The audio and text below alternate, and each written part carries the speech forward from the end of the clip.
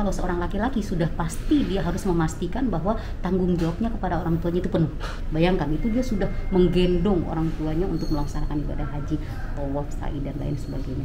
Itu tidak bisa membalas satu kali erangan orang tuanya ketika mengeluarkan dia ketika persalinan. Tapi selama beliau masih hidup, itu adalah satu kesempatan besar bagi kita untuk terus berbakti.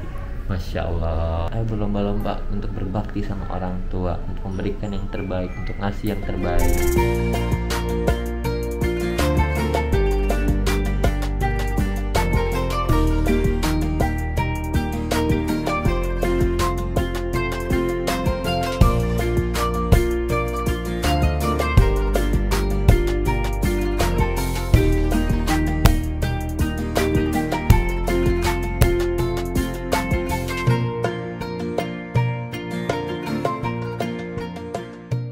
Assalamualaikum warahmatullahi wabarakatuh.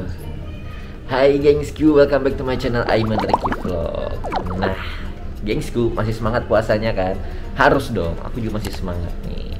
Dan sekarang aku sudah bersama Ustazah Helda. Ustazah apa kabar? Alhamdulillah sehat. Alhamdulillah. Ini di sela-sela mau live, masih sela-sela mau tapping, syuting. Jadi tadi aku ngobrol sama Bu Ustazah mengenai tema kita kali ini. Asik, tema kita kali ini yaitu adalah berbakti sama orang tua gitu loh. Bu, berbakti sama orang tua itu ada batasnya nggak sih? Sejauh apa sih? Karena aku ngerasa kalau berbakti sama orang tua tuh kayaknya nggak ada batasnya. Apakah seperti itu, Bu? Iya. Ya, berbakti kepada orang tua memang nggak ada batasnya, tapi memang bukan kadang-kadang kan, kalau katanya seorang perempuan setelah dia menikah maka suaminya lebih berhak kepada dia.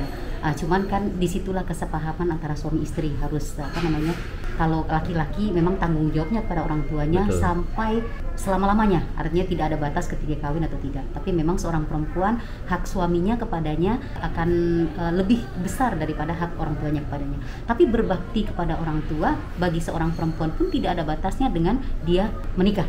Artinya, makanya ketika menikah harus mencari seorang suami yang juga paham bahwa kita sebagai perempuan punya kewajiban untuk berbakti kepada orang tua kita.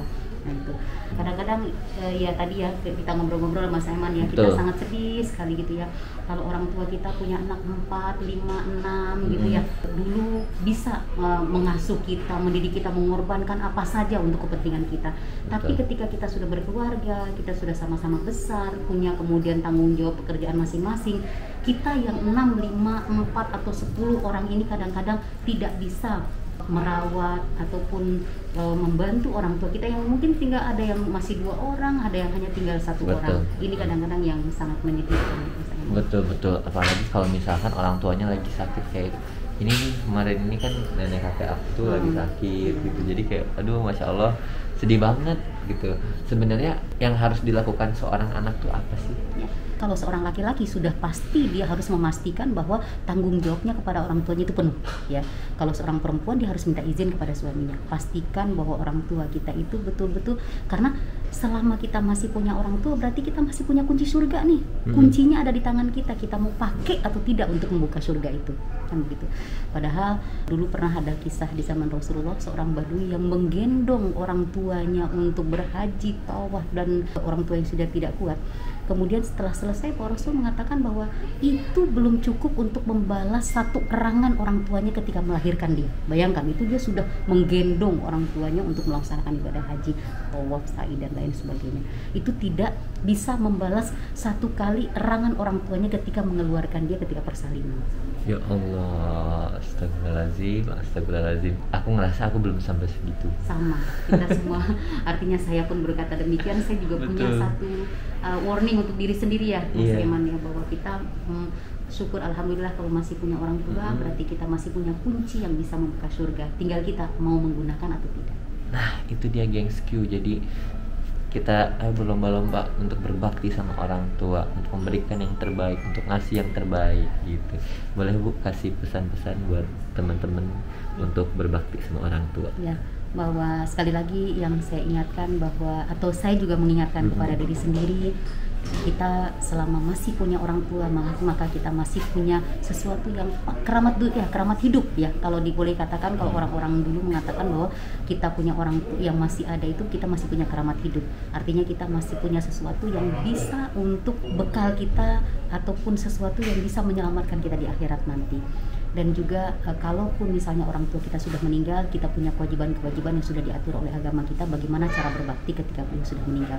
Tapi selama beliau masih hidup, itu adalah satu kesempatan besar bagi kita untuk terus berbakti. Masya Allah, luar biasa. Terima kasih banyak Bu Ustazah, luar biasa banget, sehat-sehat terus. Amin. Dan mudah-mudahan kita semua bisa berbakti sama orang tua dengan lebih baik lagi. Amin. Gitu. Jadi kalau gitu gengsku, terima kasih. Jangan lupa di follow Facebooknya Bu Helda karena nggak ada IG. Dan juga kalau kalian suka silahkan di like, di komen, di subscribe. Assalamualaikum warahmatullahi wabarakatuh. Terima kasih Bu. Masya Allah, luar biasa.